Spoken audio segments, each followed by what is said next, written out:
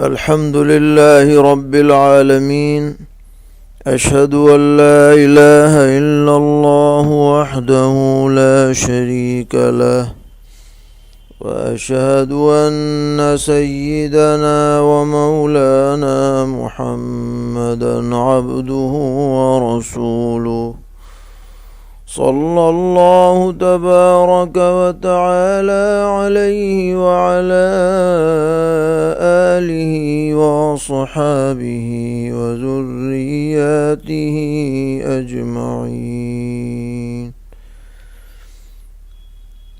أما بعد فأعوذ بالله من الشيطان الرجيم. بسم الله الرحمن الرحيم.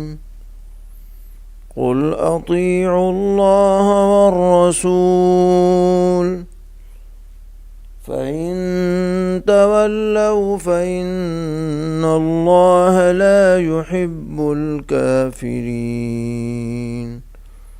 صدق الله مولانا العلی العظیم.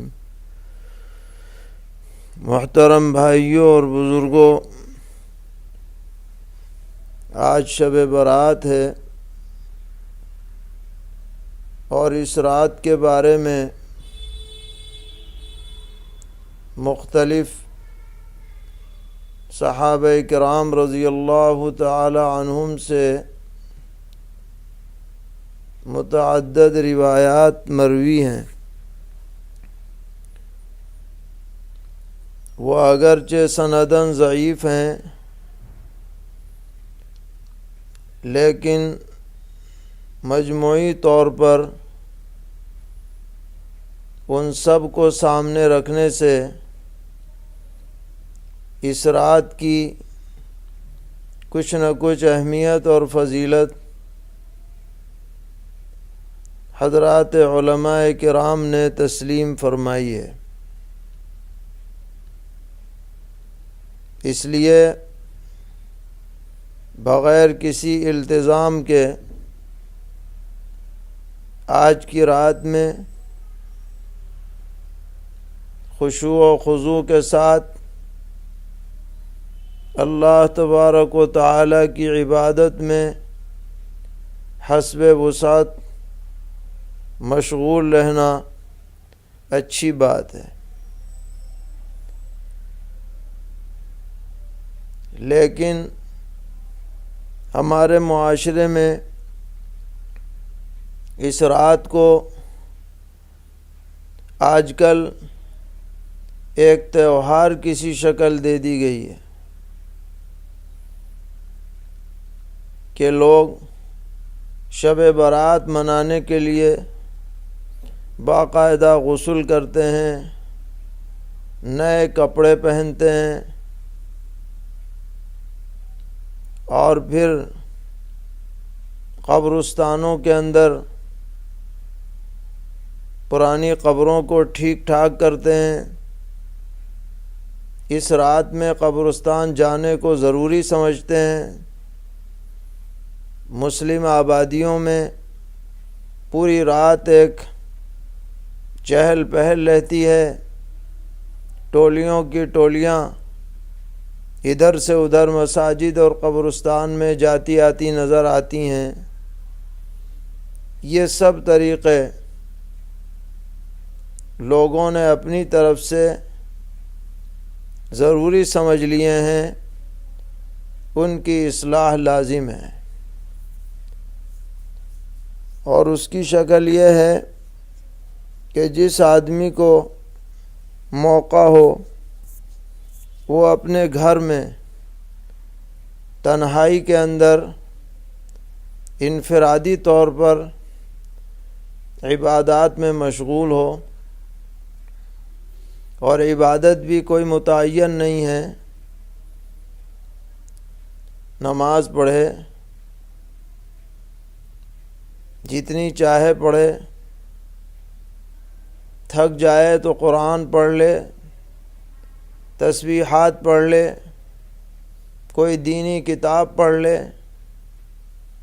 الغرض نہ خاص نماز اس رات میں مشروع ہے نہ کوئی باقاعدہ اجتماعی عمل صحابہ سے یا پیغمبر علیہ السلام سے ثابت ہے۔ اس لیے ان باتوں سے بچتے ہوئے اس رات کے اندر اعمال انجام دینے چاہیے۔ بعض لوگ یہ سمجھتے ہیں کہ آج کی رات میں تو سونا ہی نہیں ہے، نیند آ رہی ہو پھر بھی نہیں سونا ہے، ہر حالت میں جاگ ہی کے گزارنا ہے چاہے کچھ ہو جائے، تو یہ تصور بھی ٹھیک نہیں ہے۔ نبی اکرم صلی اللہ تعالی علیہ وسلم نے فرمایا کہ جب آدمی کو عبادت کرتے کرتے نیند کا غلبہ ہو جائے تو اسے چاہیے کہ وہ تکیے پر سر رکھ کر سو جائے، کہیں ایسا نہ ہو کہ نیند میں بجائے دعا کرنے کے بد دعا کے کلمات زبان سے نکل جائیں۔ تو ہماری شریعت ایسی باتوں کی نفی کرتی ہے کہ زبردستی عبادت کوئی چیز نہیں ہے، بشاشت خوش دلی کے ساتھ سکون اطمینان کے ساتھ عبادات انجام دینی چاہیے۔ اور بعض جگہوں پر اس رات میں آتش بازیاں کی جاتی ہیں، وہ تو صراحتاً ناجائز اور گناہ کا کام ہے، اپنے پیسے کو آگ میں جلانا ہے، گویا کہ جیسے کوئی آدمی اپنے نوٹ کو ماچس سے جلا دے، اسی طرح اس سے آتش بازی خرید کے جلایا جائے، فرق کچھ نہیں ہے۔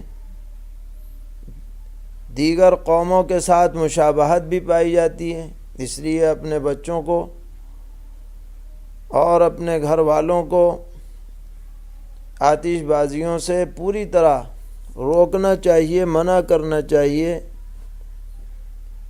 اور ایسی باتوں سے خود بھی بچنا چاہیے، دوسروں کو بھی بچانا چاہیے۔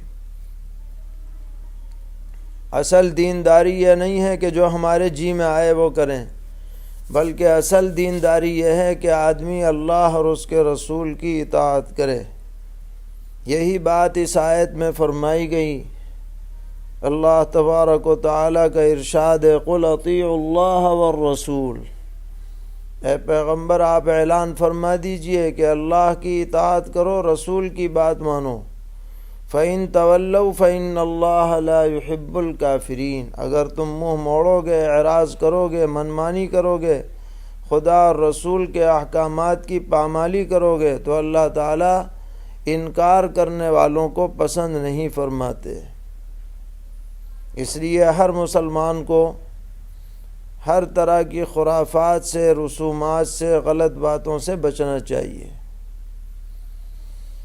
اور پھر اگر اللہ تعالیٰ توفیق دے تو 15 تاریخ کا روزہ رکھ لے، یہ بھی کوئی لازم واجب ضروری سنت نہیں ہے، بلکہ ایک اچھا عمل ہے، کرو تو ٹھیک ہے، نہ کرو تب بھی کچھ نہیں، لازم نہ سمجھا جائے، سہولت ہو تو کر لیں۔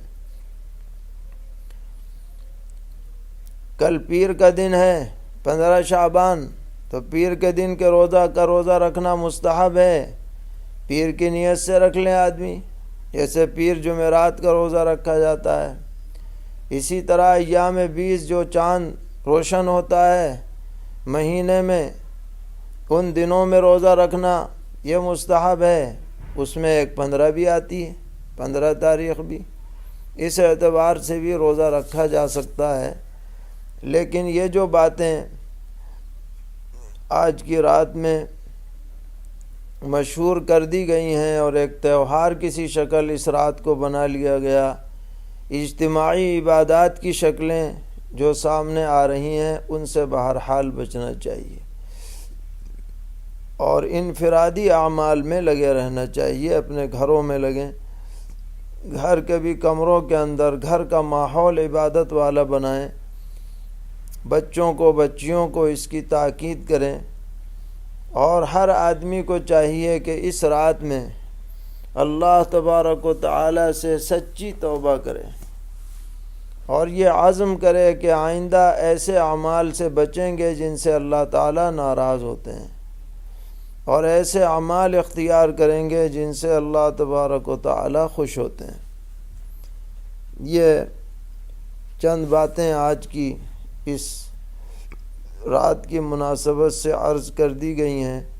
اللہ تعالیٰ پوری امت کے لیے مغفرت کے فیصلے فرمائیں، اپنی رحمت سے سرفراز فرمائیں، شرور اور فتن سے ہماری یہ پوری امت کی حفاظت فرمائیں۔ وآخر دعوانا ان الحمد للہ